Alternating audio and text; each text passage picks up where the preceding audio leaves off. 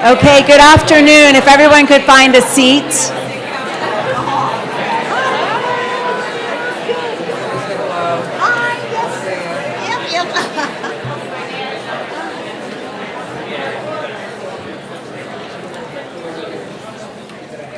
All right, so it's a trick question. How many commissioners are missing?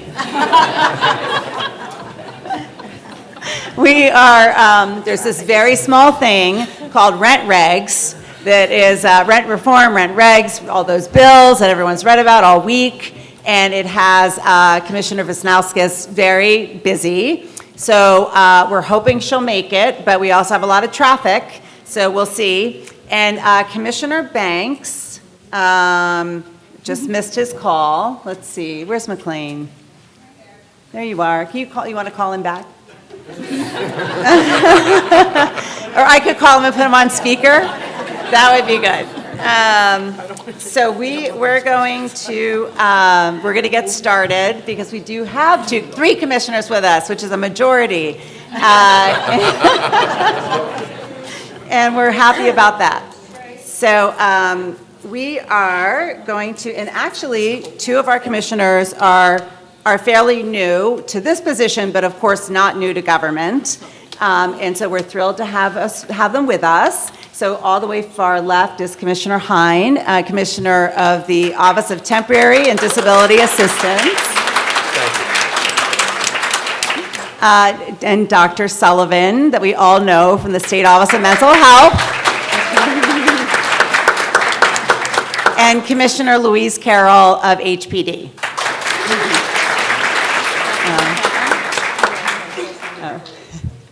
We keep thinking we're having visions of like Steve or Ruth Ann in the back, but we're not. Let's see. Okay, good. So thank you for coming. Packed room. We appreciate you coming today to hear about our responses to homelessness and how we're doing with supportive housing, which has been amazing given our huge commitment that both the city and the state have made to create 35,000 units over the next 15 years. But before we get started, I'm just going to ask each of the commissioners to say hello to you and then actually tell us what you find interesting about the work these days. Yeah, so Commissioner Hein. First off, I'd like to welcome everybody. We now have a quorum, so we can meet. Yeah. The good news is, what I haven't told Steve is we're going to talk about him now that he's not here. Yeah. The interesting part of this is really simple. When you look around the room, the reason it's packed is because we have people who care deeply about people in need. We care about those who are vulnerable in our communities. It's why each and every one of us does what we do. So yes, I'm a former county executive for 10 years, and in that process, I saw firsthand so many of the challenges facing people in every walk of life. And to be able to come forward and be able to try to make a difference, again, isn't it kind of why we all do what we do? So in this process, I feel lucky to be the commissioner of OTDA for the state of New York, an opportunity that I don't take lightly. We're in the midst of crisis in many areas, and the capacity to be able to make a difference can truly change people's lives. And so that's really what keeps me going every single day, and I would like to think that it keeps everybody going. Thank you. Dr. Sullivan? Yeah, just to echo that, and first of all, to thank all of you for the partnership with Department Office of Mental Health. It's just been tremendous, and that's what helps keep it going too. It's really the relationships out in the room and the relationships with the state. And then what keeps me going is when I visit housing and I have a chance to talk to the individuals who've moved in sometimes to their first home, the first place where they've been able to really call their own place with their own key. And they've lived their lives struggling with serious mental illness, and now they are beginning a new life. And that's just, every time I do that, it like gets me going for another 10 years in terms of the work. It's just so uplifting. So, and I know you guys experience that every day, and I think that that's what we're here all about. We're all about the individuals we work with and the individuals we serve. So, and it's a pleasure to work with all of you. Thanks. Thank you. Well, Hello and welcome, and it's good to see a lot of familiar faces. I've been in this affordable housing business for over 12 years in one capacity or another, and I am particularly proud of being in revamping the inclusionary housing program to bring back the preservation aspect of the program. Jessica Katz, a former commissioner at HPD, introduced me to the supportive housing world, and we worked together to try to make that program relevant. And we were able to preserve the Prince George Hotel, which has 416 supportive housing units, the Woodstock Hotel that has 292 affordable supportive housing units, and many others. This is the sort of thing that keeps me going. This is the sort of thing that keeps me at HPD. I took a brief hiatus for 6 months from HPD to go to HDC, and I'm back. And two things that I just want to emphasize today is that, we need to keep in with growing costs and the conflicting demands of, from the neediest households. So, is it supportive housing? Is it homeless housing? Is it extremely low income? Is it low income? And we're talking about all of these very needy people as if there are choices between one and the other, and that's an unfortunate place for us to be. And so we want to keep an eye on the federal government and making sure that there are more funds for this housing, that there's more volume cap to do these deals, and also to fight off some of the priorities and legislation that's coming out of HUD, looking at the ways they're trying to deny housing to families with immigrants that may not be documented, or the way they're trying to prevent LGBTQ plus families from getting into shelters. So these are the sorts of things that keep me going. Thank you. And hello, Commissioner Banks. We're just introducing ourselves and talking about what's making the work still interesting for you. First of all, I'm sorry I'm late, and I hope you'll invite me back, even though I was late. And I'm going to ask you to really speak into the mic. Yeah. Can you hear me in the back? Yeah. Okay. I think that there are huge challenges for our clients and therefore for our agency every day. But there are some positive things that I think show that some of the policies that people in this room have advocated for many years actually work.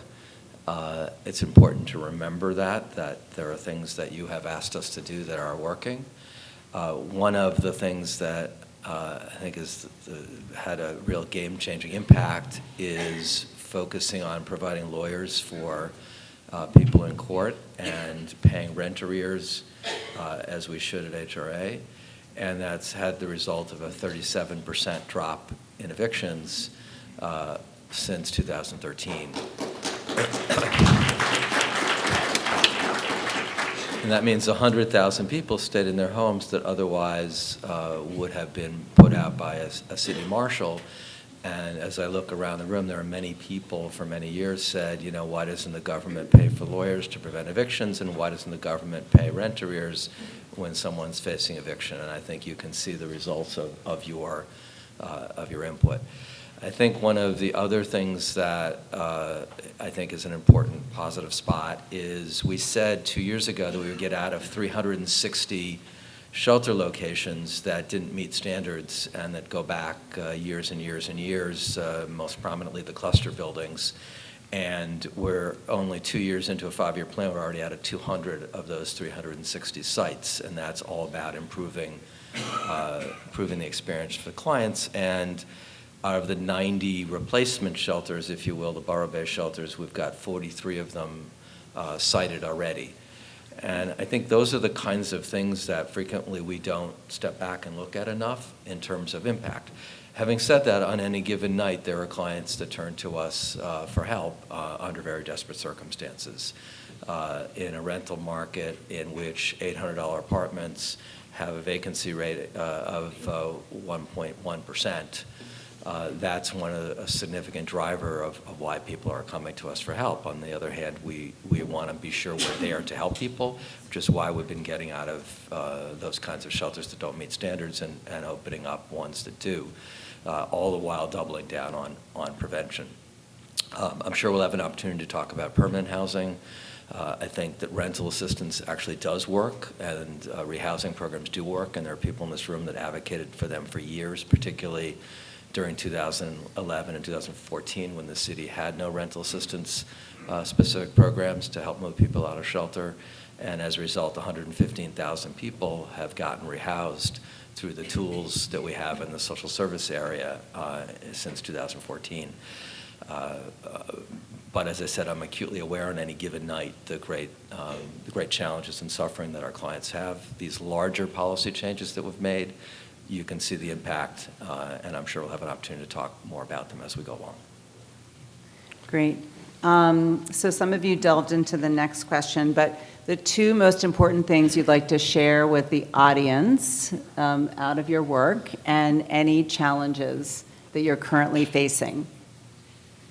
Dr. Sullivan, do you want to start? Yeah, I just want to alert people to what's happening with the crisis residence program that I think is really exciting. You know, it's something that I think we've needed in the system of care for a long time. So those regulations, which I know can take a while to come out, are now ready. They should be out within a week or two. And I would really ask everybody to take a look at them. There's going to be 3 possibilities for crisis residences. There's going to be a kind of supportive residence, which is often a peer-run supportive residence, a higher level, which is a treatment residence that has some medical component, and then special residence for kids. And we're putting out those regulations, and there will be, by the fall, hopefully even before the fall, the $50 million in capital to support individuals building those residences or converting space that you already have to crisis services. So anyone that's interested, really, we're going to have a series of webinars. We're going to be talking about this. It's one of those levels of transitional care that we really haven't had before.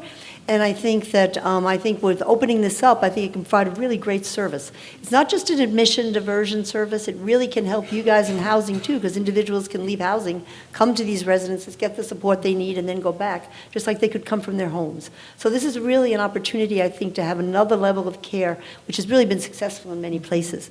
The other is the big challenge, which I know is on everybody's mind, which is the dollars for the scatter site supported housing that we've had for so many years.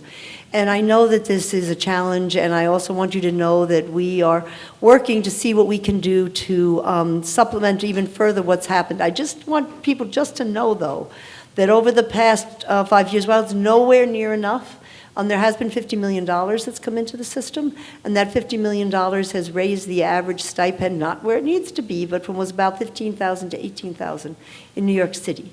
So it's been gradual. I know that the great deal of the push this year was to make it less gradual and more robust, but we're really working on that very hard, and we truly understand the issue here. We have a lot of supported housing that we can't afford to lose. All our new housing is coming out at the higher rates, so it really is the legacy housing that we're talking about working with. And I just have to thank you all for your patience in working with us on this and for your making it work over the period of time.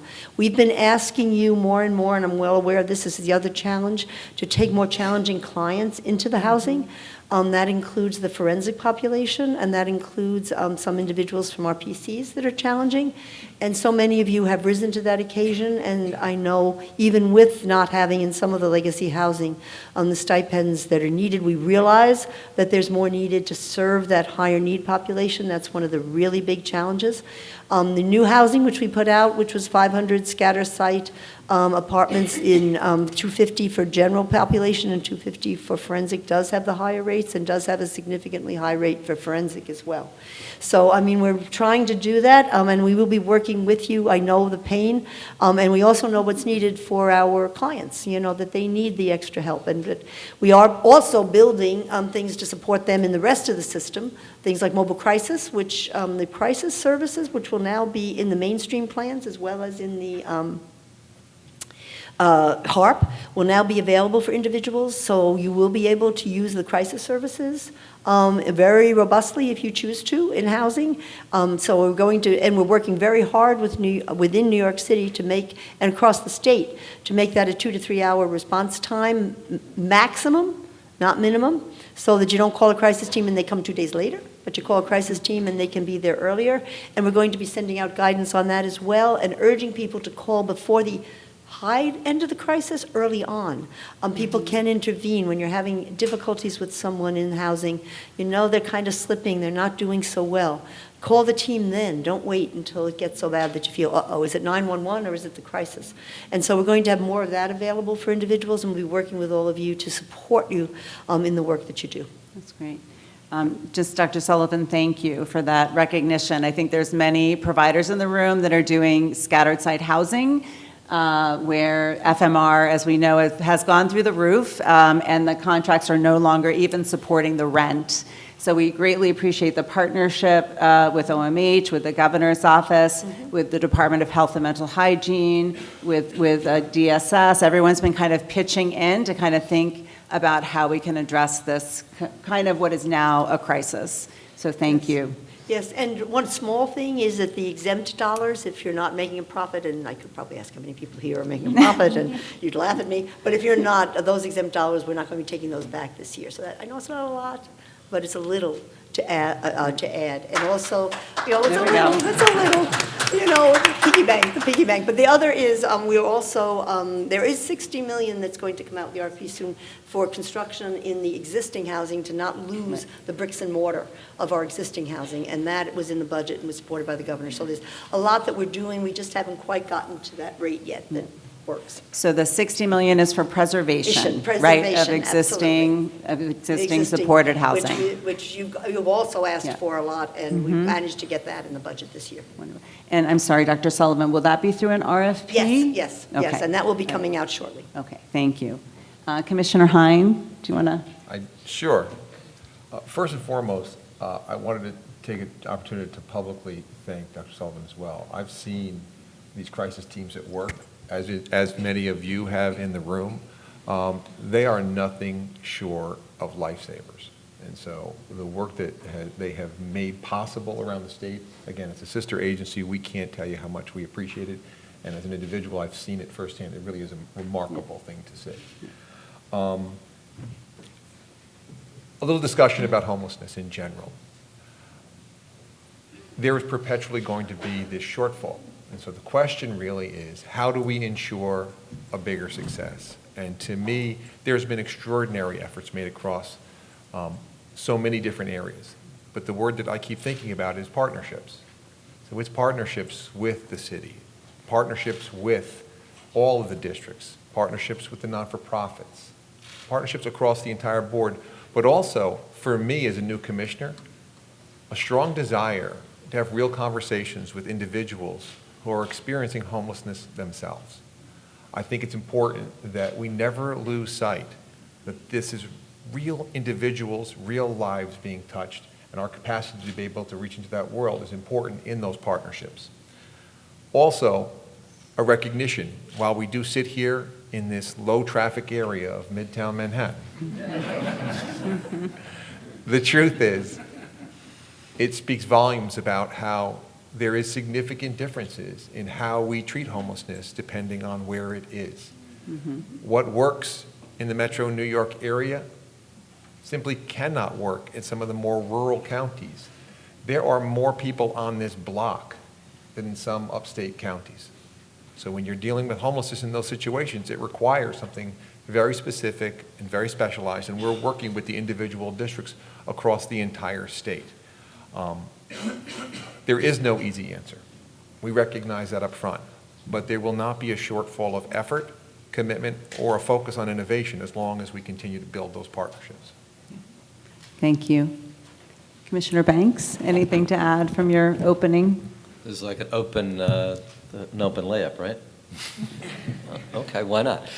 Look, I think the context of homelessness in the city is this, this sort of 115% increase in the numbers of people in the shelter system from 1994 into 2014. In January 1994, there were 24,000 people in the DHS shelter system. The trajectory was certainly heading towards 71, 72,000 people in the shelter system. Currently, we've been able to hold the numbers of people in the DHS system flat for 2 years in a row, including taking in refugees from a hurricane in Puerto Rico, who the Trump administration abandoned. And now we're starting to see the number trend down, and the seasonal increases, of course, but it's around 58,000 now, which reflects the beginnings of these strategies taking hold. The prevention strategy I talked about earlier, and the permanent housing strategy. We've got 3,500 or so awards for New York City 1515, and we really appreciate the partnership with many people in this audience. Already 1,200 people in New York 1515 units, and we expect to be to about 2,000 by the end of the year. Numbers of safe haven beds is another marker, I think, of new strategies. We started with about 600. We're about at 1,800 now. We're adding another couple hundred. We should be at around 2,100, 2,200 relatively soon. And that really reflects the desire to innovate and to try to meet people where they are.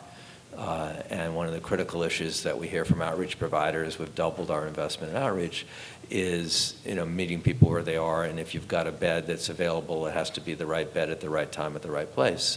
And so rather than simply saying we've got enough beds, we're continuing to add beds so that we can increase the opportunity for people to come on off the streets if they feel more comfortable in a particular location, rather than say we have beds someplace else. All of this really has to do with understanding and seeing our clients as the human beings they are. And even though we run big systems to serve human beings. And I think that continues to infuse our approach. It's how 2,200 people have come in off the street and remained off the street in the last, since 2016, with the outreach efforts that frontline staff are making with our staff, and with the additional tools that we've been able to provide in terms of safe haven beds and stabilization beds and supportive housing. So I think the key that I would want to emphasize time and time again is to continue to look for new solutions, keep pushing those that are working, and always remember who we're serving. Thank you. So I'm going to try to make mine brief, but I touched on it a little bit earlier. So, we at HPD, with the Mayor's Housing Plan to create 300,000 units by 2026, we're doing an excellent job. Last year, we produced 34,000 units of housing. But increasingly, we're having difficulty meeting the need, right? So we're working with DHS on clusters and homeless housing. We're working with a lot of you on providing a lot of supportive housing, but we don't have enough of the resources that we need to be able to do more, even though we're doing as much as we can, and every year we intend to try to grow that and improve that. And but the resources that we have, for example, Section 8, which is used in a lot of our projects to house homeless families and in our supportive housing, is under threat. And so, the federal government put out this rule whereby, in the old days, you used to be able to reduce the amount of Section 8 you'd give to a family if there were people who didn't declare their status, their immigration status. Now this rule threatens to take the voucher away altogether. So, we need people to be advocating, to be commenting, to respond to those rules, to be aware of those rules. Similarly with clusters. So, we are expecting a rule to come to us soon where, providers will be able to turn people away who who do not present as the sexual orientation for the shelter that they want. And you know, while in New York City, we as a city will be able to work around that, we're concerned about around the country and people who are vulnerable around the country in states that are not as progressive as ours. And so as a community, we need to advocate, to band together, to figure out strategies for fighting that, and also to just get more volume cap out there, right? So if we're using our volume cap to provide supportive housing, are we not using it to provide very low-income housing for low-income families? So we're stretching our dollars, we're trying to be creative, but to all work together to advocate on the federal level so that we have more resources for this work. So we're going to actually, if you have a question, if you could raise your hand, and someone's going to walk the mic to you. We're going to kind of intersperse moderator questions with audience questions, as opposed to holding them all till the end. So I'll just go ahead. Yeah. Hi, thank you. My question is probably most specifically for Commissioner Banks. If you have an idea of how we can affect the current wait times for folks who are approved for housing placements but not being referred to interviews. An example, I have clients who are high priority for placement but have been waiting a year to be referred to an interview and haven't gone any interviews yet. And in a related issue, I recently learned that street homeless individuals can be prioritized for placement, but that it seems like that is being interpreted as only street homeless New Yorkers who are being referred by DHS street outreach teams. Most of the young people I work with are street homeless, but have never once been prioritized in that way. So I'm wondering if we can have equal access in that way. Thank you for the question. I think the overall context is important that you're highlighting, which is wait times relate to availability. And the reason why we committed the city to invest in 15,000 supportive housing units is that there are at least 4 applicants for every vacancy that there is. So your question highlights the urgency of getting more supportive housing units online and available for clients that you're working with and clients that we see every night. I think that our prioritization reflects availability as much as anything else, and the vulnerability index that we put in place to make more transparent decisions about who gets supportive housing was the result of a task force recommendations during the year 2016 that included a number of people in this room about how to make the distribution of a scarce resource fairer. I'll certainly take a look at the issue you're raising, but I think it really comes down to the thrust of the first part of your question, which is wait time is related to availability, and it's a scarce resource even with commitments of resources by the city and by the state to make up for a very significant gap between need and availability. Thank you. Yeah. Hi. I'm sorry. She actually also had her hand up. Sorry.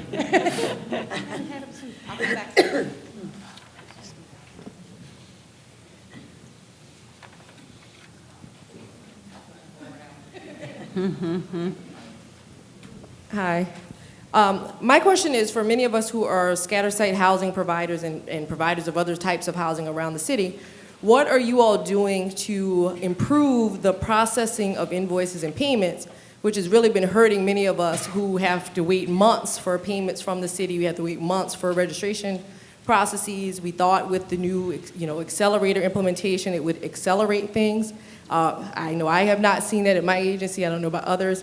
But what are you all doing in order to address the issues that many of us are having with payment and payment delays?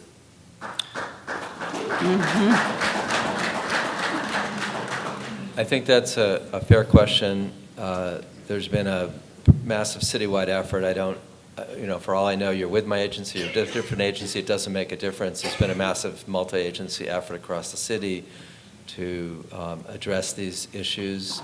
There is an improvement on the accelerator process, which is really a passport that will be able to have visibility for all the various oversights beyond the agencies that have to approve different things, OMB, Mayor's Office of Contracts, and the agencies. And it'll be a very public, transparent process that'll be available during the coming fiscal year that starts in a couple weeks. And that rollout will be communicated to the different providers, and you'll be able to see the status of your contract registration and where it is in the process. And I think the visibility into where things are in the process outside of the agencies will, I believe, be a very helpful, shining sunlight onto the process that ultimately will solve this problem that's gone on for a number of years. Mm-hmm. I'm sorry, yeah, go ahead. Hi, my name is Ryan Kamaska, and I'm responsible for helping oversee filling some of the affordable housing units in Sullivan County. I'm working at the Monticello site, and I just ran into an issue recently with a client. His name is Savante, or he was a potential client. And we were working and going through the long, grueling process of getting him vetted and into it. He is a high school student, and he was found in a motel and by a mother, and she alerted me, and we got him an application. We started the process, and we were really excited to get him in. We got all the way through the steps, and this just happened on Tuesday. He was rejected and denied housing because of a technicality that he was a student in high school. And he has now lost his opportunity for housing because he was a student in high school. So I understand college, but not high school, him losing the opportunity to be in the program. So I'm wondering if there's anything that you guys could do to address that technicality, because now this kid who has disabilities and has nowhere to go is now denied the opportunity for housing and a home. So just to clarify, was it a affordable housing building financed by low-income housing tax credits? Do you know? It's part of the ESHI program. ESHI. So that's not. I think. Listen, this is pretty straightforward for me. I understand and I hear what you're saying. Let's reach out to my office and let's see if there's something that we can do to help you directly. Okay? Yeah, we'll look at this. The person had a disability as well, or? Yes, he does. Okay, so we'll look at it and see what's going on. I hadn't heard that one before. If I could say, it's a tax credit loophole, and we've had some other cases where we've been working with HCR, who've been great partners. If Ruth Ann was here, she would talk about that. So as the commissioner said, share that with us, and we'll work on it with Ruth Ann and her team to see what we can do to resolve that. Sure. Because that is one of a few cases that we've recently heard as well, but it's really a tax credit issue. Right. Okay. And I know, like, on the federal level, there's a lot of advocacy around trying to get this struck, because if you're a full-time student, you're basically ineligible, so it makes no sense. So there's all the staff in the front that will take your card and help you to get this young gentleman housed. Thank you for bringing that up. So I just want to take a moment actually to talk about where we are with both NYC 1515 and with the Empire State Supportive Housing Initiative. But maybe we could start with the state first, because we have a lot of awards that have been made, as everyone knows, and actually the ESHI RFP, we hope will be released probably in the next couple of weeks. Let's see, Carrie's looking at her phone. Moira, yes, I'm getting a shake. Okay, so the ESHI RFP is coming out in a couple weeks. Last year, over 5,000 conditional awards were made, and how are things going? Well, I think they're going really well. Maybe not, everybody wants things to be faster, but the reality is there are 2,800 confirmed allotted spots that have been confirmed. So that's a lot. And basically, this has been the work of 8 agencies, and Moira is always reminding me just how agencies in the state rarely come together like this, and that this has really been a work, although money flows through OMH, it's the 8 agencies that work together. So those 2,800 slots are real, they're allotted, and we're hopeful, I think by 2020, we're expecting that 900 of them will actually be operational. So, I mean, that's a good move. That's a really good move. And I think my concern a little bit on the mental health side, because I have to be a little parochial, because I'm the OMH commissioner, is that only 770 of those are really allotted to the seriously mentally ill. So, you know, like everyone, and as Commissioner Banks said very clearly, you know, there's never enough, and there's a kind of movement to try to find out what's necessary. But I just want everybody on the mental health side to know that we're advocating, partly because for our serious mentally ill, you know, housing is such a critical thing, and the state's responsibility does still fall through state tax dollars for the seriously mentally ill. So I think that, you know, we'll be talking about that. But there's 2,800 real slots, and I think that this year is going to be over 1,200. I think we're hoping will actually be the number that will come out, which is really great, and that moves us, I think, steadily towards that 6,000 in 5 years. And I think the commitment is there to continue that, to go out. The commitment's very real to continue to get to that 20,000. So while it takes time, I think for these to happen, it's happening, and it's very real, and I think it's really tremendously exciting. And I just can't, you know, when you think of New York State, you think of what the city's doing and the state's doing. I travel as a commissioner to other states and hear from people. There's no other state that's invested like this in supported housing. So I really have to say that while I know it's not enough, and I know we all want more, that the investment over time and space has been extraordinary in terms of supported housing for individuals with disabilities of all kinds. And I think that it's moving, it's real. So that 2,800 number has been confirmed by multiple sources that I checked before saying it. Commissioner Hein, do you have anything to add from OTDA's perspective? I mean, from our perspective, it really still comes down to local continuums of care, working aggressively with local districts and making sure that we are pushing through this process. But I agree. With all the research we've done, with all the traveling we've done, with all the conversations that we have had, by the way, that's a constant reminder that we just had this conversation over here and we don't have it with you, and I apologize. The truth of the matter is as we look at these situations, that 20,000 units, the aggressive 6,000 that we're talking about from supportive housing, we have made huge progress at this point, and it is never enough. But we're already at 4,700 plus units at this point. My housing people are looking at me going, you got the number right. The truth of the matter is we all know it's not enough, but there is progress being made, and New York State is a leader on this, and it really very much is a focus of our governor, and I'm very proud of that.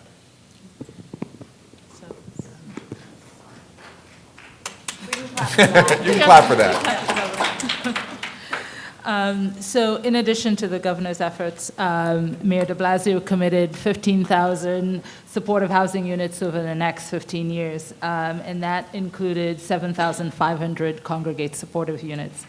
So far, under Housing New York, at the end of 2018, we financed 901 1515 units. It took a little bit of a ramp up, but you know, we also continue to work with our state and federal partners under NY3. And since the start of Housing New York, we've also financed 3,884 additional supportive housing units outside of 1515. We have also been working with all of you and our partners to be more creative about how we can ramp this up. And so as part of our Pillars program, which is a program to assist not-for-profits to acquire buildings for supportive housing and low-income housing, we started the Down Payment Assistance Fund with the Robin Hood Foundation and the Supportive Housing Network. And so we have allotted $4.75 million to help speed up our production and get more supportive housing.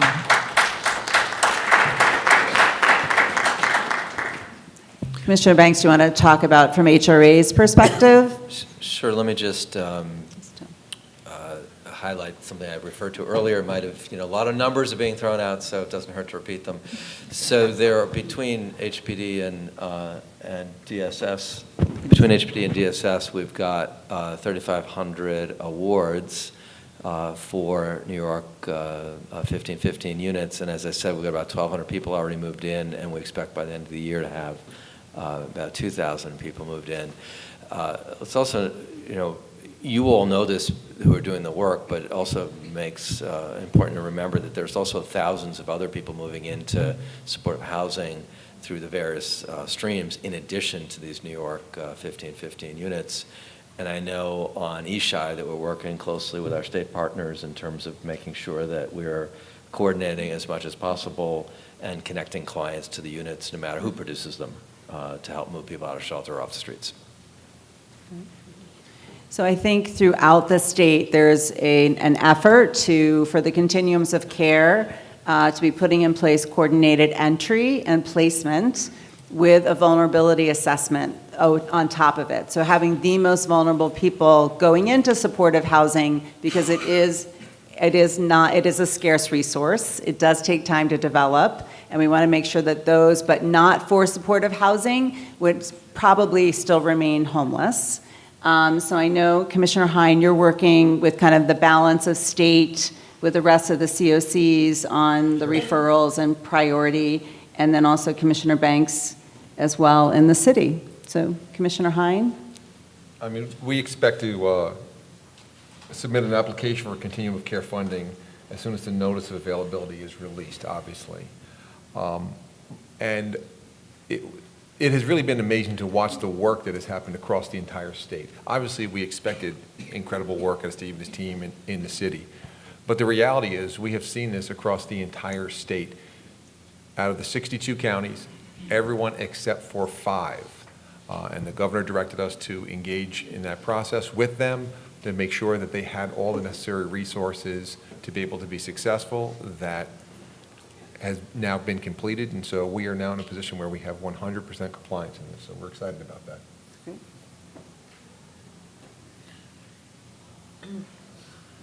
Do you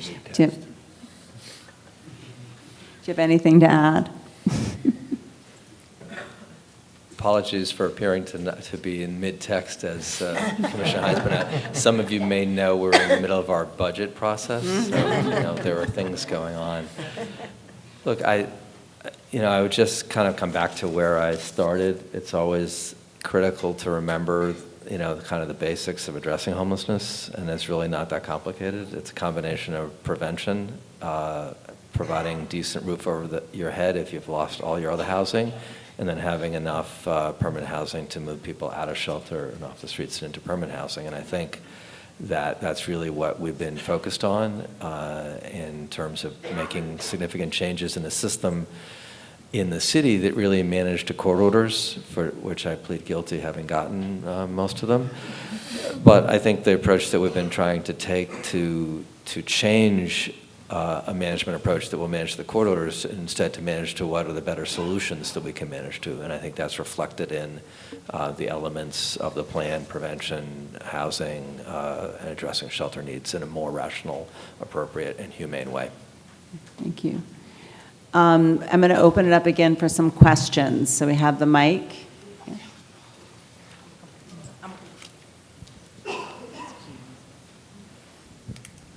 Hi there. I'm Brian Grady. I'm a housing coordinator at Housing Works Health Home Program, and my question is for Commissioner Banks. I'm just curious, in our the population that we serve, our clients kind of face, all the barriers to housing that I'm sure everyone in this room is already familiar with. I'm just curious in particular with our clients who are looking to find housing with FEPs and city FEPs vouchers. Obviously, the payment standards, the max rents for those vouchers are set lower than HASA or Section 8. They're not set at the federal fair markets rents. And I'm just curious why that is, if there's any, and what would need to be done to actually match those payment standards. And also if the city has any data right now on what percentage of FEPs and city FEPs vouchers are actually being used. So, good question. Thank you for it, and thank you for your work at the Health Homes initiative. It's really helping us take a very close look at modernizing HASA services. Some of you don't know, we've been working with Housing Works and HealthX to look at ways in which we can enhance our provision of services to our HASA clients.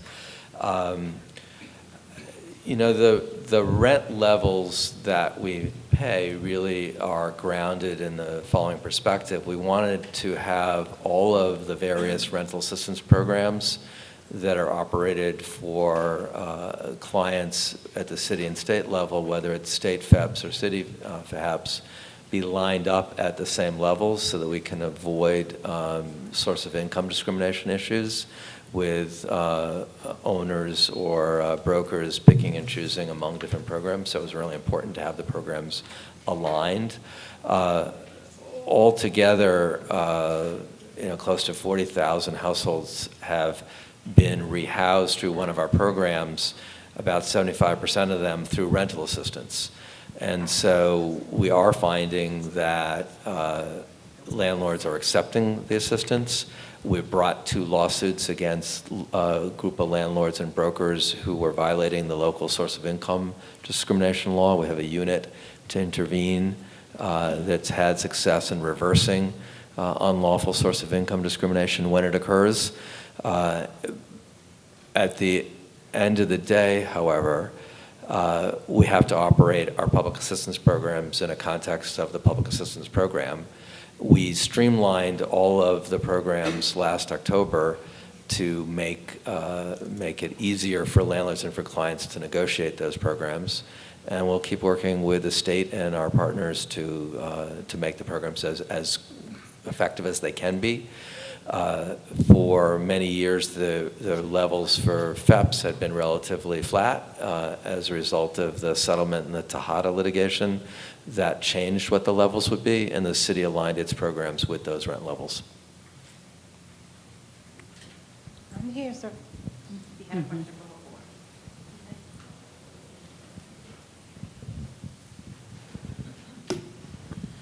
Hi, my name is Victor Rivera, and I'm the CEO of the Bronx Parent Housing Network, and it's a pleasure to be here with you. And I know that this question is probably waiting to be asked by many, so I'm always kind of the troublemaker, so I'm going to ask the question. First of all, good morning, Steve. And Ms. Carroll, it's been I've been looking forward to meeting you, so I'm looking forward to speaking with you after the conference. How will the new rent stabilization laws affect, if any, current supportive housing and HASA capacity portfolio? I think this is a fantastic question, but the lady who would answer this question is in an empty seat at this moment, specifically because of the details associated with this. We fully recognize that these types of this piece of legislation is going to have direct impact on many of the folks in this room. And so with that process, I think Ruth Ann is working diligently on that. So if you'd like, I'll be more than happy to get back to you. But the truth is, we'll get back to the whole entire association. And Can I also say? We're all working on this legislation, and I don't see the impact. I think the thrust of the legislation is to make sure that MCIs and IIs are reasonable and that they don't last longer than the useful life of the replacements or the improvements that the tenants receive. I think another aspect of the legislation is to make sure that people can't vacancy decontrol or take large vacancy increases. So for affordable housing providers, you have regulatory agreements that spell out a lot of that already and already restrict a lot of the ability to increase rents or to exit rent stabilization. So I really feel like there wouldn't be a great impact on these projects. And my second question is, how does a provider like Bronx Parent Housing Network, who has done work for the last 30 years with homelessness and HIV and AIDS, and now has had the privilege of now at hand having about 200 to 400 units available for supportive housing, wanting to make the match and the marriage between HPD and DSS? Who will be the best person to speak to? I think you should talk to Steve Banks. No. We can both speak to you after the session. I love having a new colleague.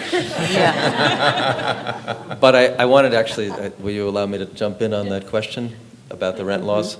So I think there's obviously the question about how the rent laws apply to supportive housing, but it's also to remember what a sea change this is, since one of the drivers of homelessness in the city has been the loss of 150,000 rent-regulated apartments.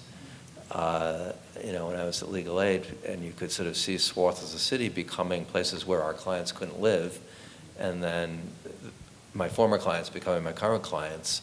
It's a sea change in terms of approaching, preserving affordable housing for tenants that are in place.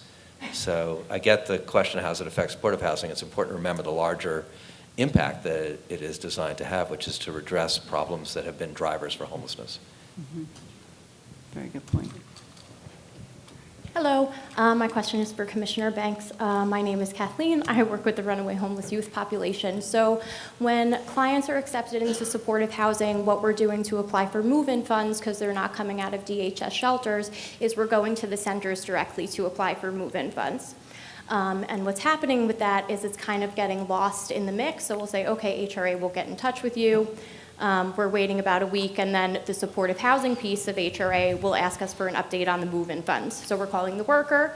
When we can't get the worker, we're calling the AA, then we're calling the director, right? So there seems to be no connection between the supportive housing piece of HRA and then the benefits piece of HRA for the moving funds.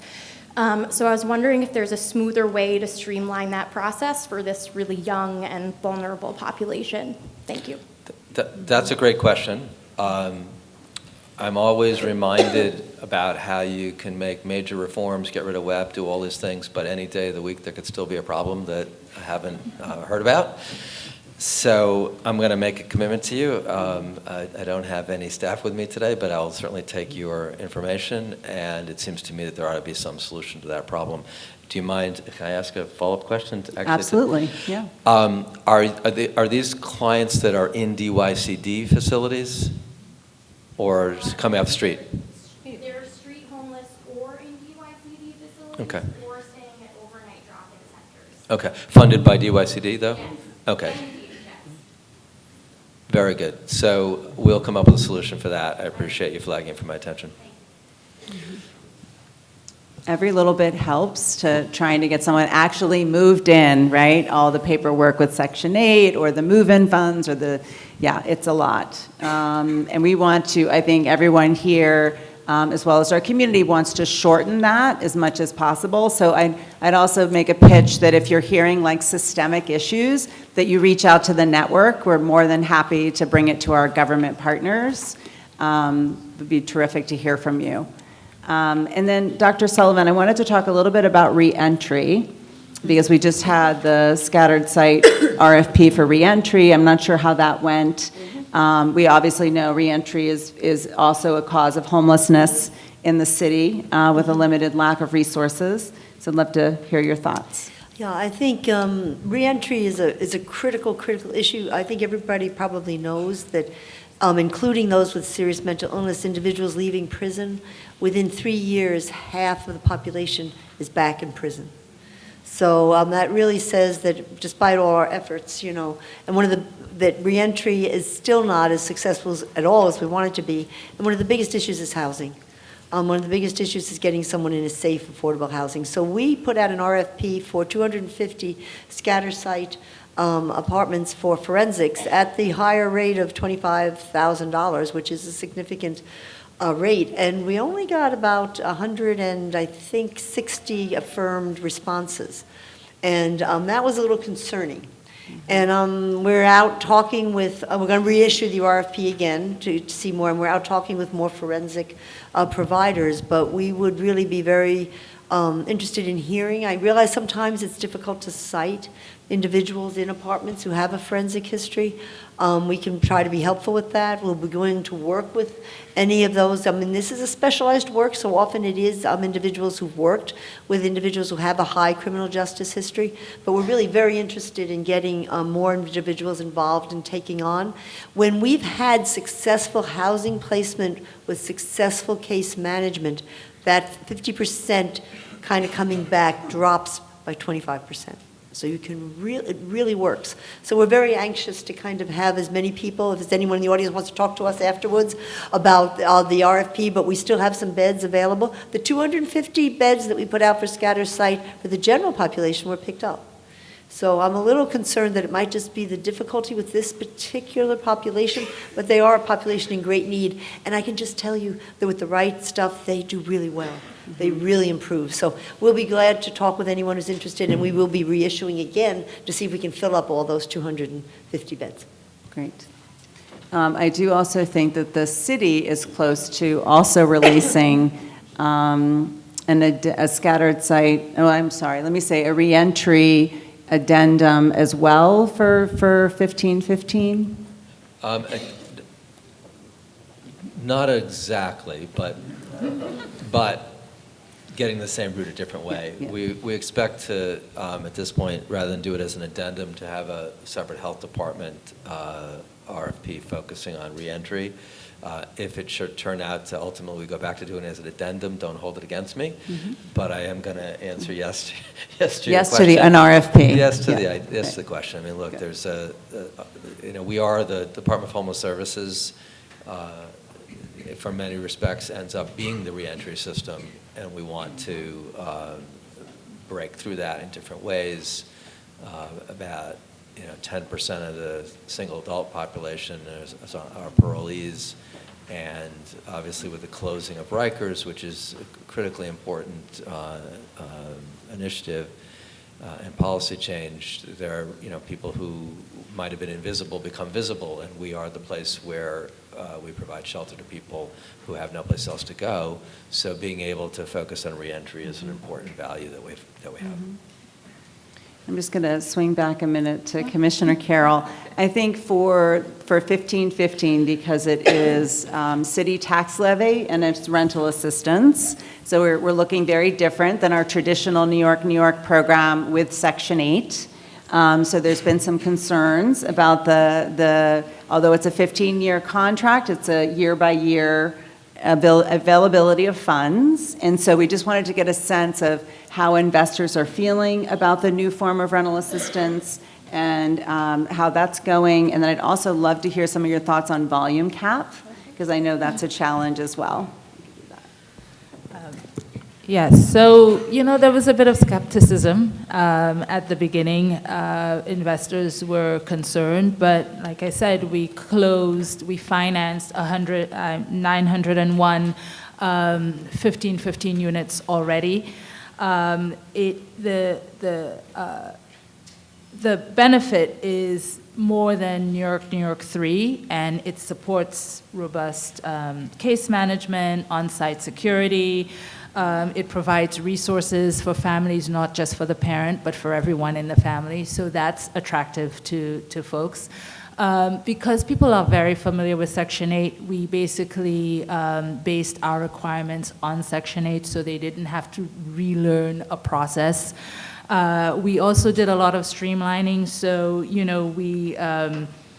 we skipped the in-person briefing for tenants, and we also made it so that tenants can put in the application after they have inhabited the unit, not before, so that's one aspect. And we're also working on our regulatory agreement terms, right? So, there is a little bit of skepticism about what happens if it goes away. And, so we're trying to work on our rent terms and our regulatory agreement terms to give lenders and investors comfort that the city would step in and find a solution.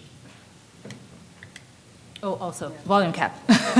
So, yes, so it's the thing we do.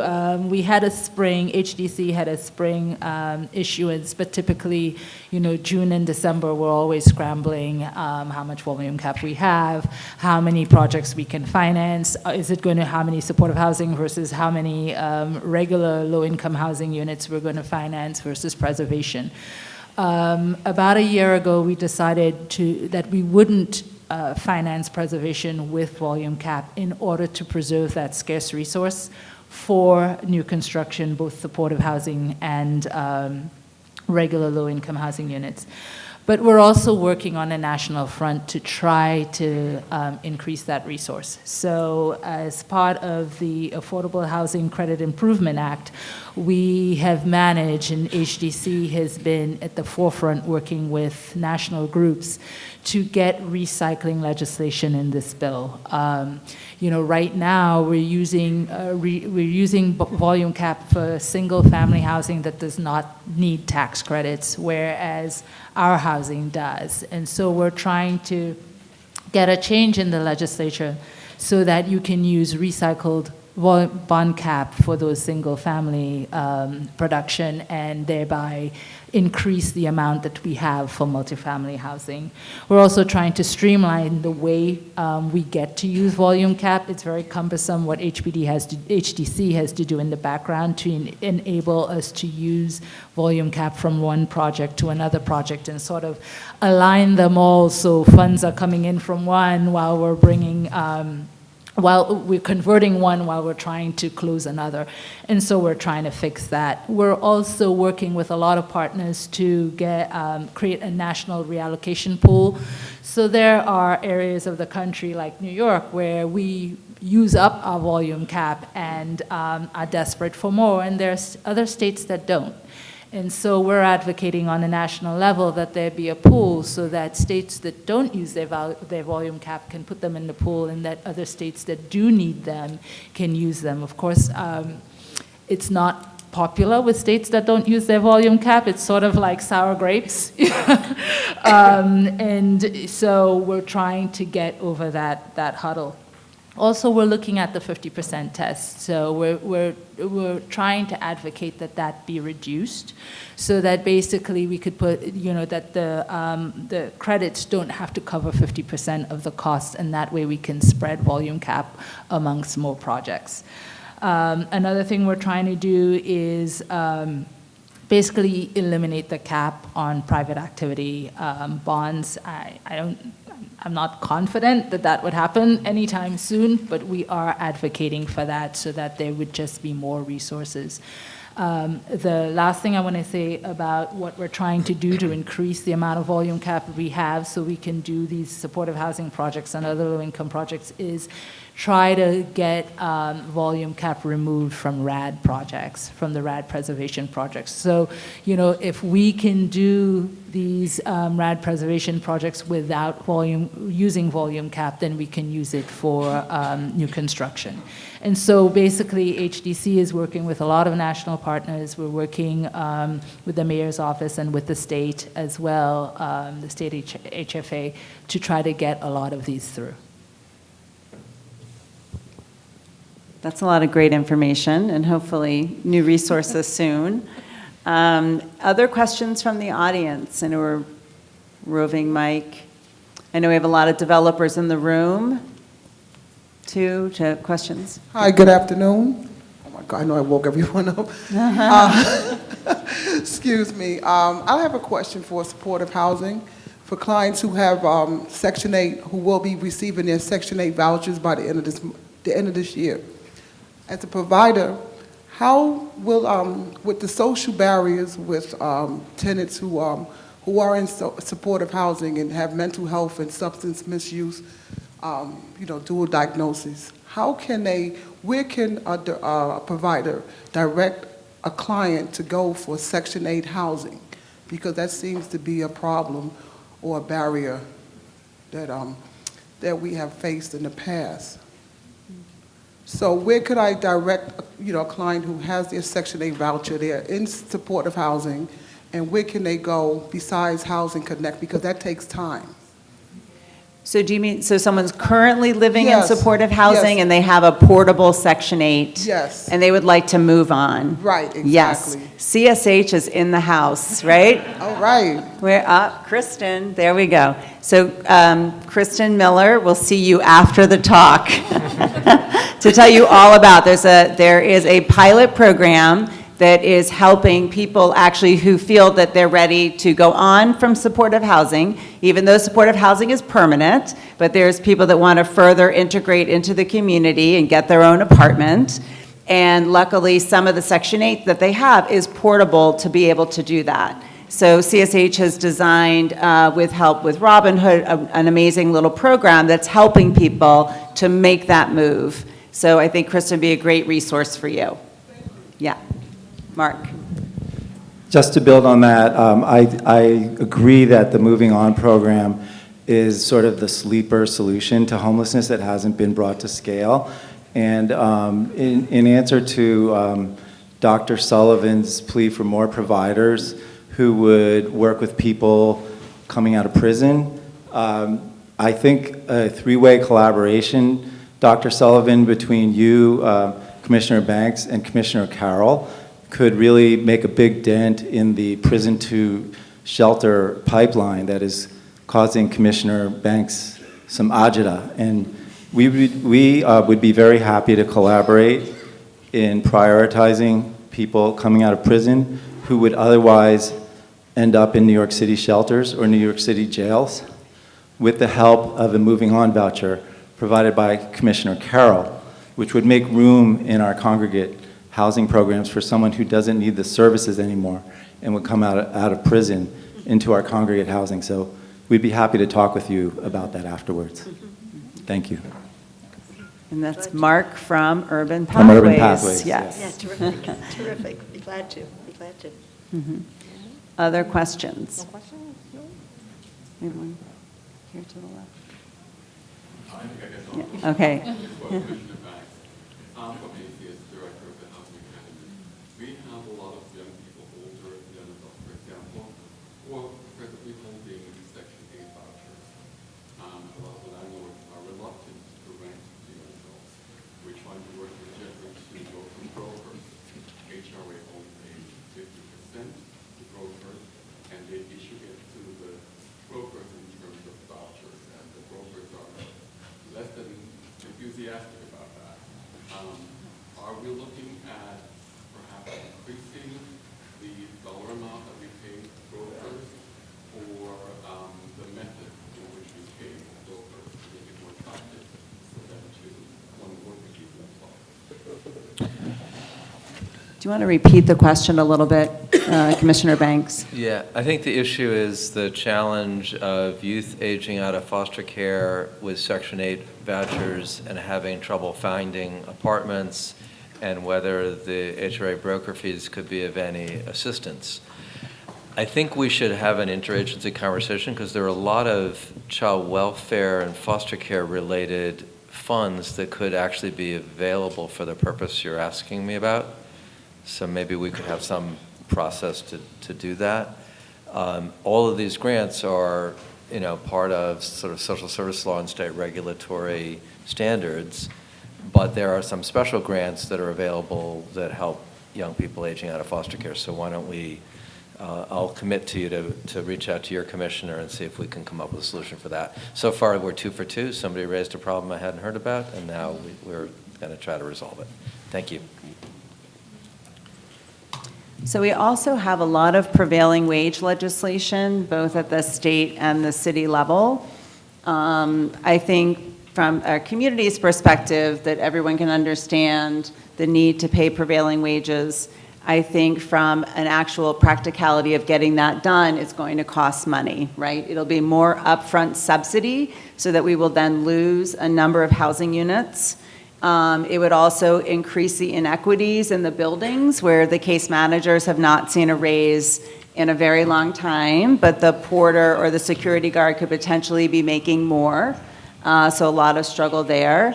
I think for some of our providers who have an existing housing stock, it would be very hard to pay prevailing wage in your new buildings and not have prevailing wage in your existing buildings. So a lot of issues. At the state, it's construction seems to be the one that's gaining momentum, and in the city, it's 1321 that has actually a hearing next week regarding building service workers. So I'd love your thoughts, and do you want to start?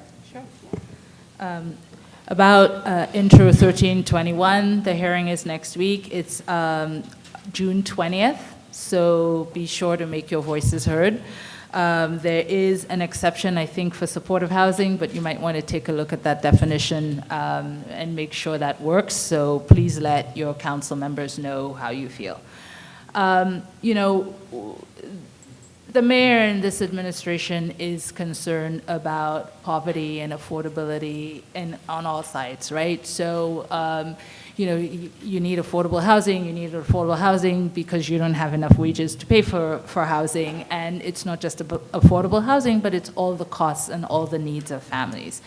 That's why the mayor advanced policies like the $15 minimum wage, paid time off, fair scheduling, workforce strategies, and many more. And we continue to think about ways in our rezonings of making sure that people who are building in rezoned areas are hiring local workers to work on our projects.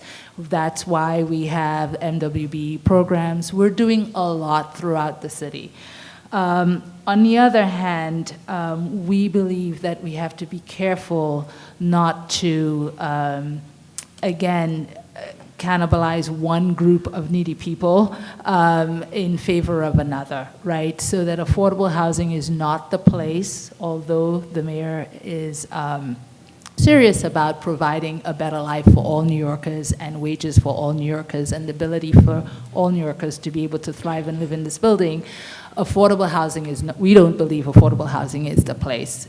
We don't want to have to forego providing affordable, safe, quality housing for people, choose between that and union wages. And by our calculation, we feel that if both state bills pass, this would be an additional $7.5 billion that the city would either have to put towards housing or that we would lose 77,000 affordable housing units in the plan.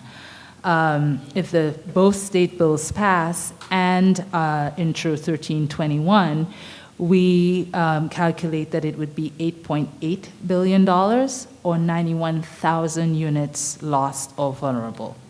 And that's every year. And so, we feel that we, as a city, need to think about an economic development plan. We need to think about an affordable housing plan, but affordable housing can't solve all the other issues that we need to be creative, and that this administration has been creative in getting minimum wage and paid time off and workforce strategies and making sure that we have higher NYC in all of our rezonings and the countless things that we're working on.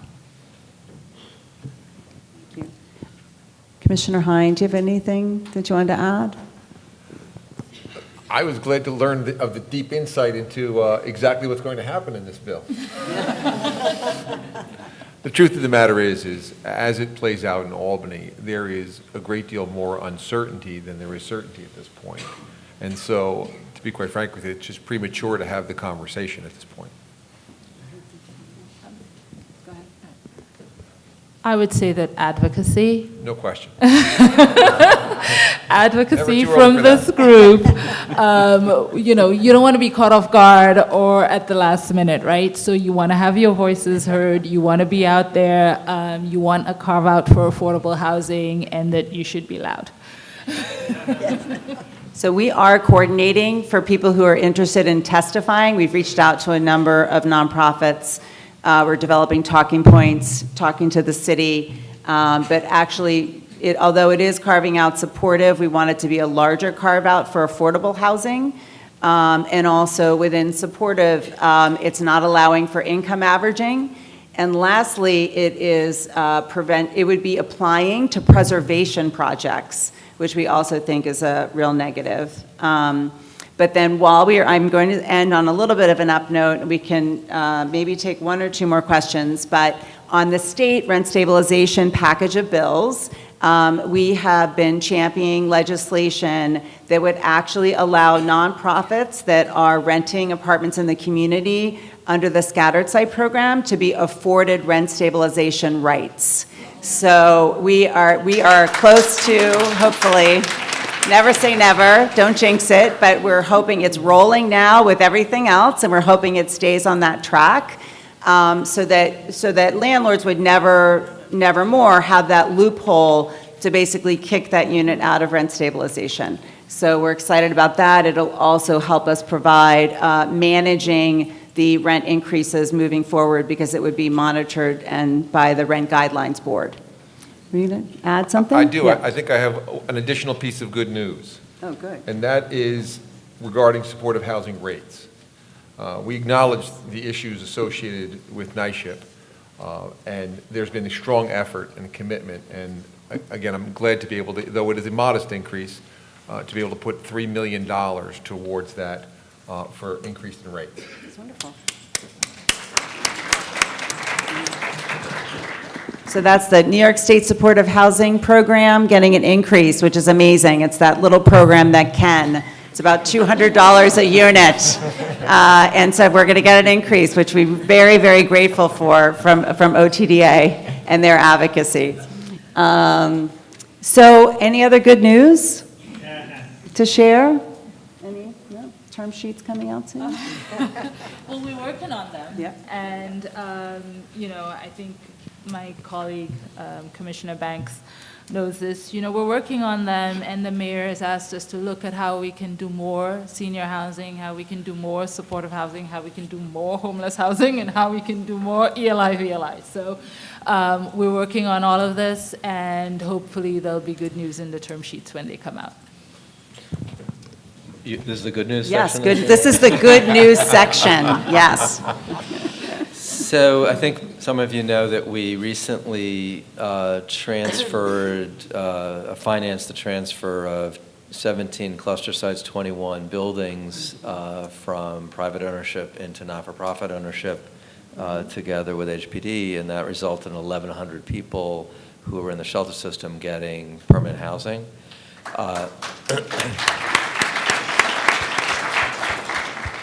This is the 19-year-old cluster program. It's a Giuliani-era program, and we're out of about 2/3 of the units, and then this new approach to essentially reclaiming them as ongoing permanent affordable housing. At the time we did the first transaction, which you might have heard a little bit about, by the way, the purchasing was about $237,000 per unit. The going rate for a rent-stabilized unit in the Bronx is $220, and the going rate for a unit, rent-stabilized unit in Brooklyn was $280. So you can see how much we actually paid relative to what the market is. I said, stay tuned. There'll be more, and I want to reiterate in the good news portion of this presentation, stay tuned. There'll be more. I'd just like to give you an update. Last year, we put in 10 ACT teams into the shelter system in New York City, and they're all up and running, and we're beginning to see the good results of that. We're beginning to move individuals that had been unable because of their issues to really be capable of moving into housing are now moving, and we'll hopefully give you a good, solid update in another 6 to 10 months, but it's working.